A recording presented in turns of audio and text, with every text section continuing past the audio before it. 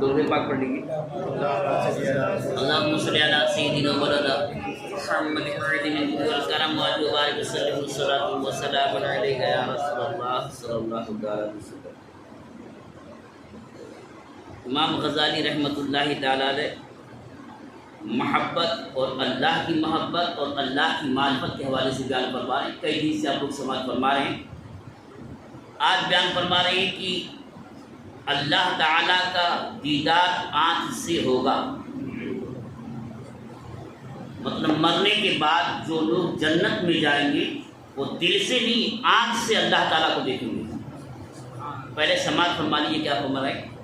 فرما رہے ہیں کہ آخرت میں دیدار الہی کا محل دل ہوگا یا آنکھ ہوگی؟ اس دنیا میں اللہ کو دیکھنے کا محل دل ہے، ماتھے کی آنکھ سے کوئی دیکھ نہیں سکتا ہے۔ اگر دیکھا کسی نے ہے تو وہ نبی کا خاصہ ہے اور میرے نبی کا خاصہ ہے۔ جتنے انبیاء سب میں کسی نے نہیں دیکھا، صرف سرور انبیاء خبر مجھا صلی اللہ علیہ وسلم نے دیکھا۔ تو دنیا میں ماتھے آنکھ سے تو کوئی دیکھ نہیں سکتا، دل کے آنکھ سے دیکھ سکتے۔ تو آخرت میں کیا، آخرت میں بھی سب لوگ دل ہی سے دیکھیں گے یا ماتھے کی آنکھ سے دیکھیں گے؟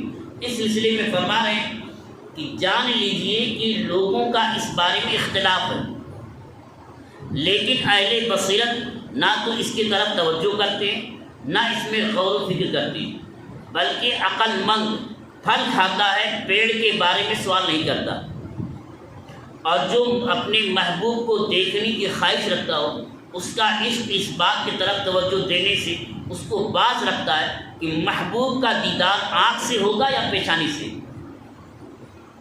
بلکہ اس کی غرض دیدار محبوب اور اس کی لذت ہے، چاہے وہ آنکھ سے حاصل ہو یا کسی دوسرے عضو سے، کیونکہ آنکھ تو ایک محل اور ظرف ہے، نہ یہ دیکھتی ہے نہ اس کا کوئی اعتبار ہے۔ اور اس میں حق بات یہ ہے کہ قدرت ازلیہ، اللہ تعالیٰ کی قدرت وسیع ہے، اس لیے ہمیں قدرت پر یہ حکم لگانا جائز نہیں کہ دونوں یعنی آنکھ اور دل میں سے ایک رویت سے قاصر ہے، بلکہ رویت دونوں سے ہو سکتی ہے، یہ جواز کی صورت ہے۔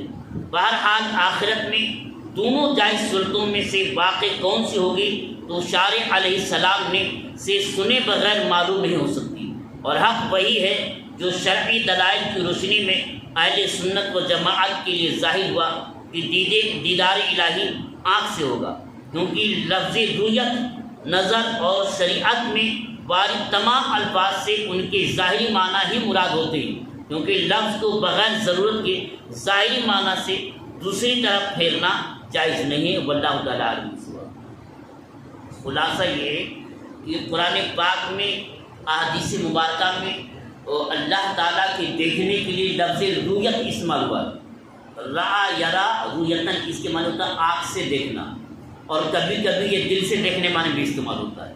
اسی طریقے پر نظرہ ینظر نظر معنی آنکھ سے دیکھنا ہوتا ہے، کبھی غور و فکر کرنے کے معنی میں بھی استعمال ہوتا ہے، اور بھی اس طرح کے الفاظ جو استعمال ہوئے ہیں تو دو معنی ہوتا ہے۔ کوئی بھی ہم لوگ جو بولتے ہیں الفاظ وہ دو طرح کے ہوتے ہیں، ایک حقیقی معنی ہوتا ہے اور ایک مجازی معنی ہوتا ہے۔ مثال کے طور پر آپ کہتے ہیں کہ دریا بہ رہا ہے، سمندر جاری ہے، سمندر جاری رہتا ہے،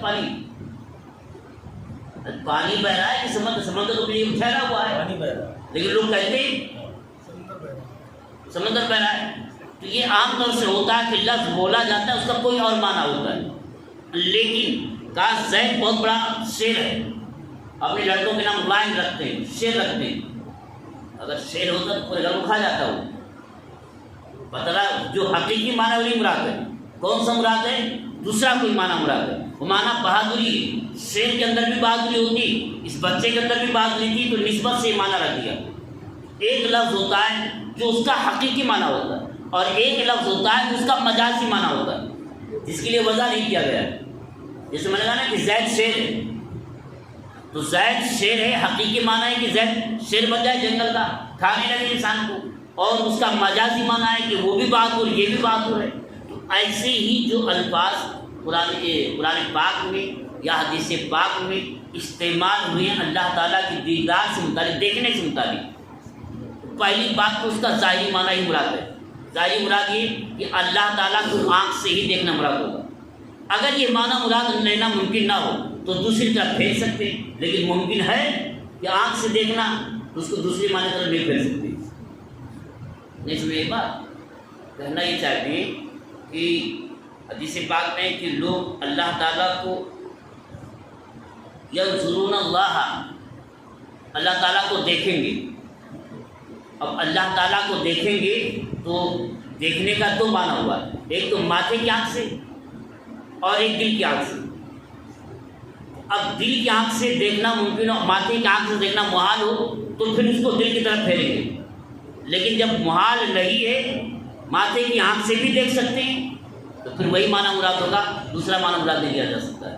تو معنی یہ ہوا کہ جتنے بھی اہل ایمان ہیں اور ایمان پر خاتمہ ہوگا وہ ماتھے کی آنکھ سے اللہ تعالیٰ کو دیکھیں گے.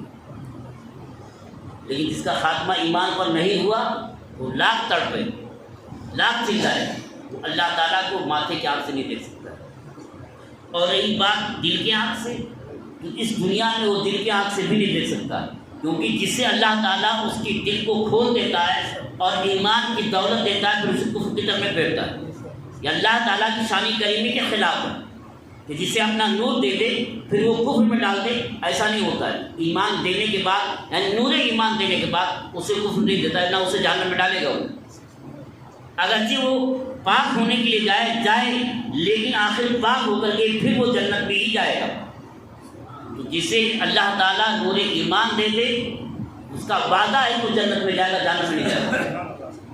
کوئی اگر ایمان لایا ہے اور نور ایمان اس کے دل میں بیٹھ گیا ہے تو یقین کر لے کہ وہ جنت میں جائے گا.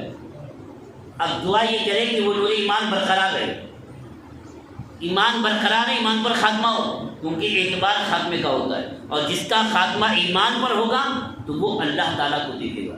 تو آج کے کا جو عنوان ہوا کہ اللہ تعالیٰ کو مرنے کے بعد آخرت میں ماتھے کی آنکھ سے دیکھنا ممکن ہے یا دل کی آنکھ سے دیکھنا ممکن ہے. تو اس کا خلاصہ یہ ہے کہ دونوں آنکھوں سے دیکھے گا، دل کی آنکھ سے بھی دیکھے گا اور ماتھے کی آنکھ سے بھی دیکھے گا. اس دنیا میں تو صرف دل کی آنکھ سے دیکھ سکتا ہے. جس کو کہیں کہ عارف باللہ ہے، اللہ کی معرفت اس کے دل میں بیٹھ جائے، نور الہی دل سے آنکھ سے دیکھ لے، دل کی آنکھ سے دیکھ سکتا ہے، ماتھے کی آنکھ سے نہیں. مرنے کے بعد آنکھ سے، دل کی آنکھ سے بھی اور ان آنکھوں سے بھی ایمان کی حالت میں اگر کوئی مرا ہے تو جنت میں اللہ تعالیٰ کو دیکھے گا. اب جسے چاہیے کہ اللہ تعالیٰ کا دیدار ہو اسے پھر وہی نماز کی پابندی کرے، قرآن پاک کی پابندی سے تلاوت کرے، ذکر کثرت سے کرے اور مراقبہ بھی کرے. یہ اللہ کا نور اپنے دل میں تصور بھی کرے.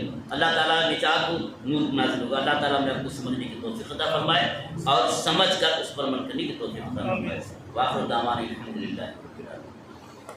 اللہم صلی علی سیدنا مولانا محمد معدن الجود والکرم وآلہ وبارک وسلم صلاۃ و سلاما علیک یا رسول اللہ صلی اللہ